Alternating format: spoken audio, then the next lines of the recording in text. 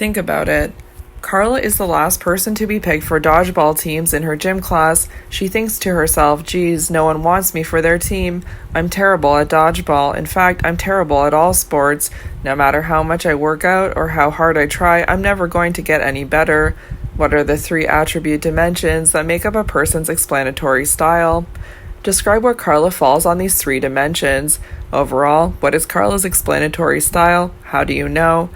So the 3 dimensions of explanatory style are stable or unstable, global or specific, and internal or external. Okay, so if we look in terms of Carla, so if we look at internal or external, so she's blaming herself that she's terrible at sports, so she's on the internal side. When we look at stable or unstable, she says, no matter how much I work out or how hard I try, I'm never going to get any better, so that's stable. And then when we look at global or specific, so she generalizes, even I'm bad at dodgeball too, I'm bad at all sports. So that's global. So all of these 3 traits are the negative pessimistic style. So she's explaining failure in terms of it being internal, stable, and global. Can you think of a time when you committed the fundamental attribution error? What happened? Why do you think you made this mistake? Yeah, so especially with like dating guys, right? So like if they don't get back to you or they don't respond to like text messages, you think like they don't care about you. But like this one time, someone I was interested in, they were camping and they didn't have internet or phone signal, but I thought like, oh, they really dislike me, but really it was just the situation made it impossible for them to contact me. Curtis, a busy guy with good taste in music, has a friend who raves about a new band. Curtis wants to know whether it's worth his time to listen. Is the band actually awesome, an external attribution, or is his friend not at all that discerning about music, an internal attribution? Curtis recalls that his friend raves about the band every time he listens to them, although none of their other friends rave about the band, and his friend raves about every band. Describe the 3 components of the covariation principle, and explain how each one applies in this scenario. Based on this information, what should Curtis conclude? Is the band awesome, or does his friend simply love all music?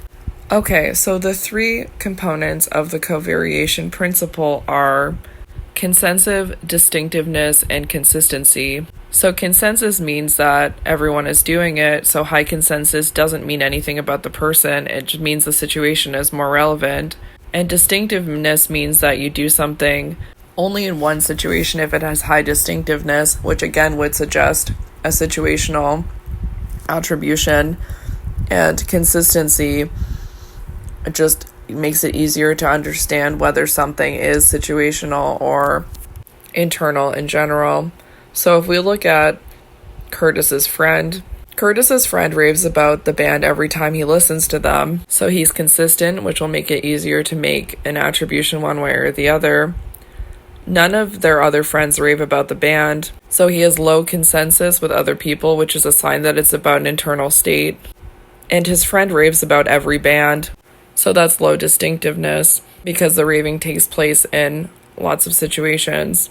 So this is all consistent with an internal dispositional attribution that Curtis's friend believes that the band is awesome.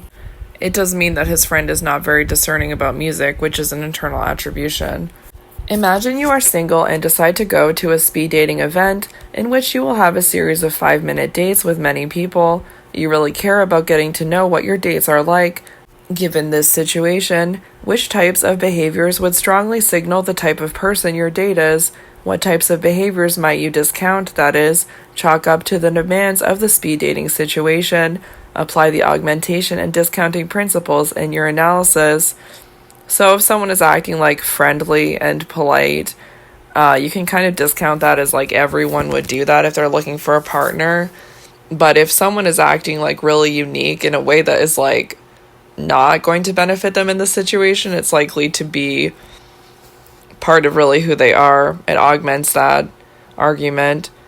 Can you think of other aspects of our identity besides culture, religion, or social class that might influence the types of attributions we make? How so? I mean, gender is a big one. I'm going to assume women are generally raised to be more looking at the context, and men less so.